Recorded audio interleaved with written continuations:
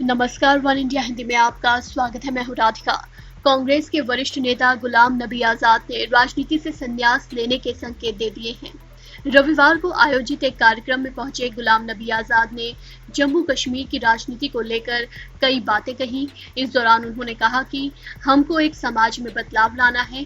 इसके साथ ही उन्होंने कहा कि मैं कभी कभी सोचता हूं कि इसमें कोई बड़ी बात नहीं कि अचानक से किसी दिन आपको पता चले कि मैं संन्यास ले चुका हूं और समाज सेवा करने लगा हूं।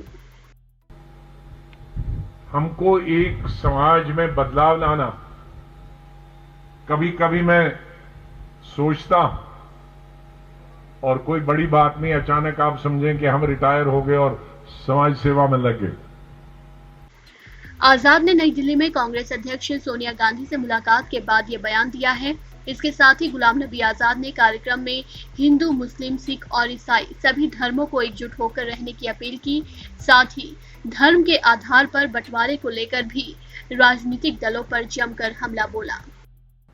अन्याय हो जाए, वो किसी भी धर्म का और जाति का हो,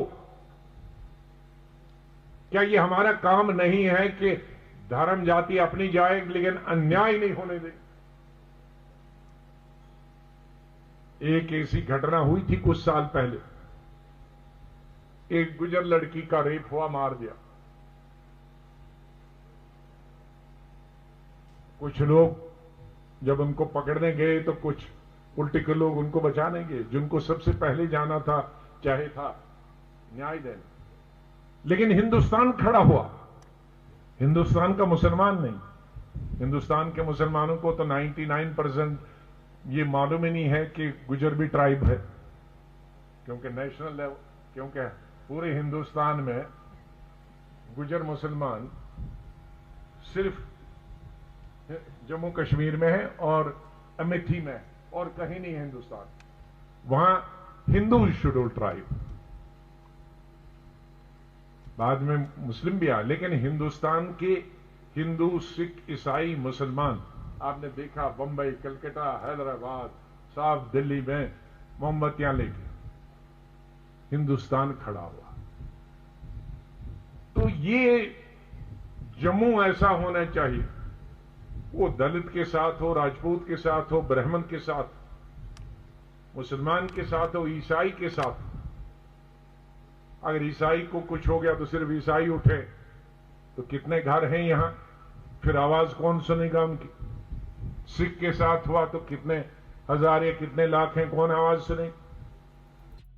गौरतलब है कि आजाद को कांग्रेस नेतृत्व के खिलाफ बागी बने G23 समूह का अगवा भी कहा जा रहा है। कांग्रेस को राज्यों में मिल रही लगातार हार के बाद पार्टी में हलचल तेज है।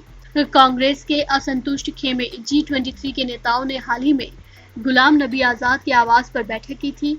इस बैठक में G23 के सभी नेताओं ने एक सुर में हर स्तर पर सामूहिक नेतृत्व और सामूहिक फैसले लेने के मॉडल को अपनाने पर जोर दिया था। जिसके बाद गुलाम नबी आजाद कांग्रेस की अंतरिम अध्यक्ष सोनिया गांधी से मिले थे। इसके बाद उन्होंने कहा था कि सोनिया गांधी से मिलना कोई खबर नहीं है, वो उनसे मिलते रहते हैं। वहीं गुलाम नबी आजाद ने कहा था कि पार्टी प्रेसिडेंट की कोई जगह खाली नहीं है। जब चुनाव होगा तब पार्टी के कार्यकर्ता तय करेंगे कि कांग्रेस पार्टी का प्रेसिडेंट कौन बनेगा। इस खबर में फिलहाल इतना ही। तमाम अपडेट्स के लिए बने रहिए वन इंडिया के साथ।